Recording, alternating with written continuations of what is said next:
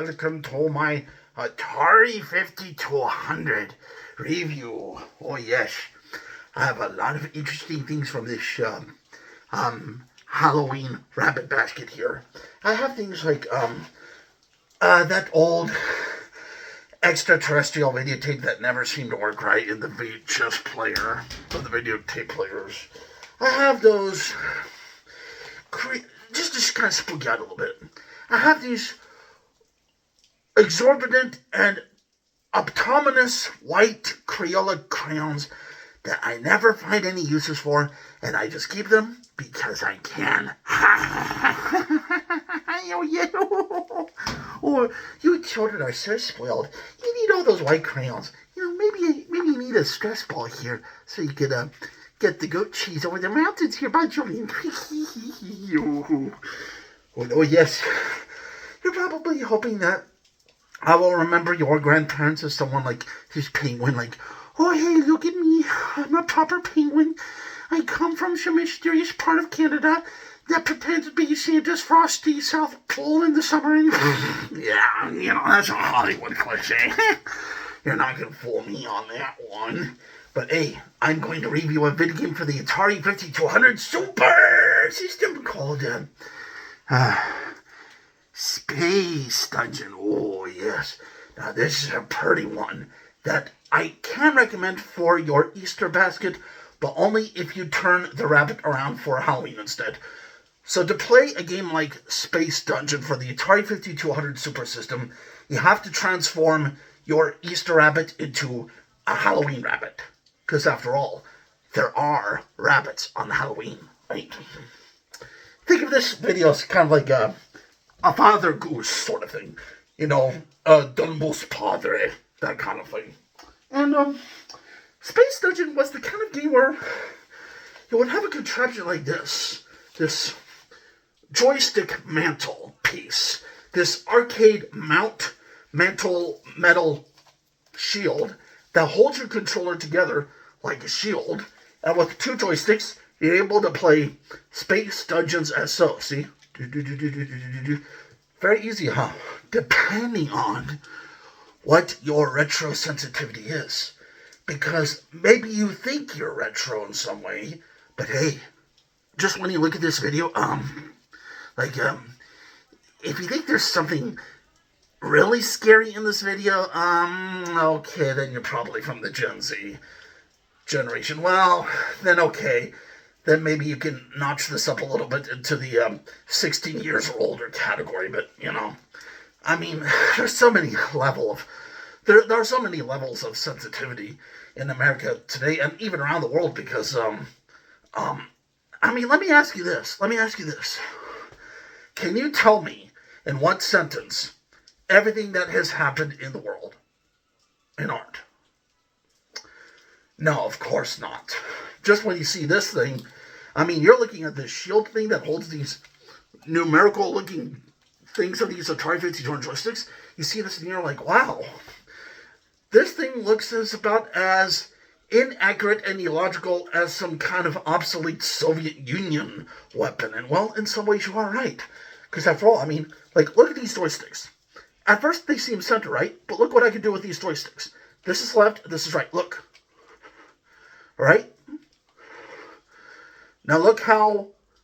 No, hold on. So look.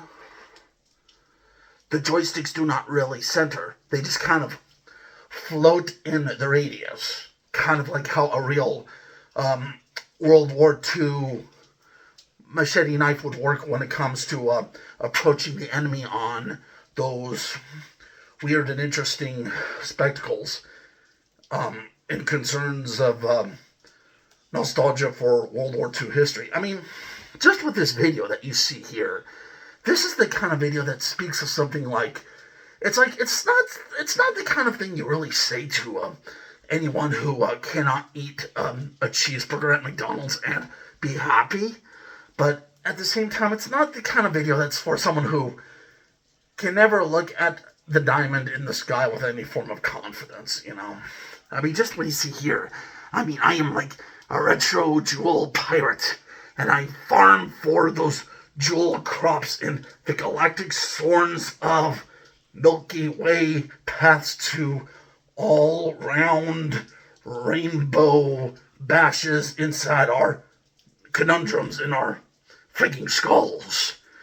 As you can see here with my weird Halloween make out and get out costume. I mean, now sure, now this video, if you think about it, it's not the kind of video that says something like, oh my gosh, this video is as bad as, Friday the 13th. Yeah, nothing like that. No, it's more like the kind of thing where it's like, a kid will wear something, maybe like this, that looks like something from Friday the 13th, but although it's not Friday the 13th, and although it's not mature, it can kind of look more cute, and more sweet, and more funny, and more goofy, and more lefty, and more righty, and definitely, I think definitely Atari was getting into too much of this, left and right sort of stuff on hands with the joysticks. I mean, I can even take out these joysticks, see? Like, take out a joystick. Right here. There it is, one piece. Let me get out the other one. You just eject. There you go. Joystick. Now, you don't even need to have this shield here, or Atari 5200 AK-47, if you get my World War II joke here. You don't even need something like this. You can actually just, play the Atari 5200 game of Space Dungeon by doing this. See what I'm doing here? See, this is real retro gaming. That's why I'm doing interesting graphics here. It's to let video game audiences know out there that this is very much a real thing. Like, hey, look, I can tilt my joysticks as if, like, I'm floating in outer space. But, look at these chords. I mean, just pause it for a second. I mean, look at these chords. These chords were one of the worst video game chords I've ever seen in my video game collection, because I look at these chords and I'm like, this is not a video game chord. This is a vacuum cleaner chord. That's like the kind of thing you get from a Dirt Devil vacuum cleaner and such. And I think that's why the Atari 5200 Super System was something that was attracted for... It was an attractive video game system for those who were really into history and philosophy and religion, especially religion, theology and such. And there were video games for the Atari 5200 such as Montezuma's Revenge and Keeks and Frogger and Missile Command that did speak something of gaming with the arms of the buttons here. Now, definitely, Space Dungeon is basically very much like sort of a rotational thing of moving around a big, gargantuan popcorn machine gun, and you shoot popcorn at all these freaking looking rainbow nobodies in some mysterious radio interference of outer space somewhere or something, and you get into the rainbows and the dashes and the lashes and the makeup and the wonders and the eyeballs and the freaking little red hooks on the other bandwagon, and you game right at the Space Dungeon thing like this. And if I was, in the 1980s, if I was to recommend this kind of video game to the audience of a certain level, I'd tell them to play this game with respect, especially with good parenting. To play this game with respect in 1900s, I would say a gamer would have to be at least 14 years old or older. Any younger than 14, then the child is likely to be very prejudiced about history and prejudiced about parenting and prejudiced about weapons and controllers, because I'm not sure if you know this, but children can have some really severe kinds of prejudice, and definitely it is up to parents like me and my brothers and my dad and such to teach young people through our social interactions in our community circles here in Tehachapi and worldwide in the little sphere of Kern and Los Angeles what to do when it comes to gaming and what to not do.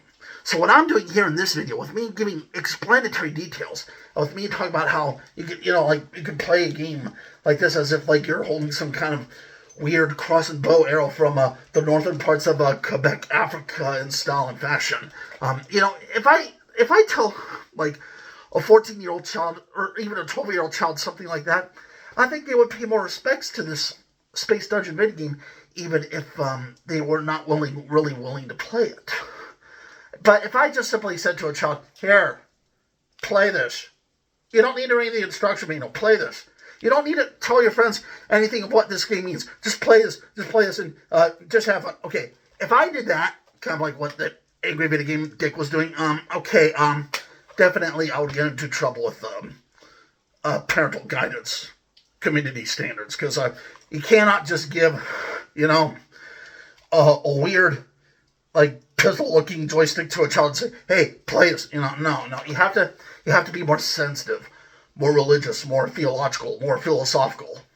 And that's why a lot of Atari 5200 gaming was meant really just for the wealthy upper class around the California regions in the West, and not so much of the other lower ends of America. But hey, at least you now know what Space Dungeon means in terms of true and logical and wise retro gaming fashion. Take care. God bless. Happy holidays.